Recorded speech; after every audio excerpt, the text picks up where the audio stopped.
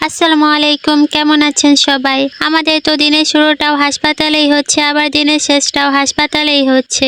কখন সকাল হয় কখন রাত হয় এখন আর ঠিকমতো বুঝতেই পারছি না। হাসপাতালের এই দিনগুলো যেন সবকিছু এক করে দিয়েছে।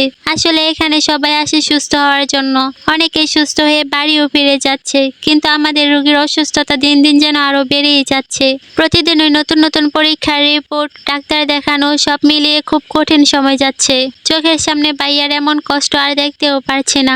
আমি তো শুধু সামান্য কিছু কথা দিয়ে প্রকাশ করছি। বাস্তবতাটা যদি আপনারা নিজের চোখে দেখতেন তাহলে বুঝতে পারতেন ভাইয়া কতটা তীব্র যন্ত্রণা সহ্য করেছে। একটা মানুষকে সারাদিন কষ্টে দেখতে থাকা, সারা রাত ঠিক মতো ঘুমাতে না দেখা, এসব সহ্য করাও কিন্তু খুব কঠিন।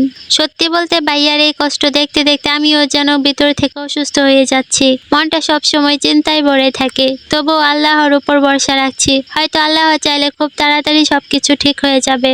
আপনারা সবাই আমার ভাইয়ার জন্য দোয়া করবেন। আল্লাহ যেন অচিরেই আমার ভাইয়াকে সুস্থতা দান করেন।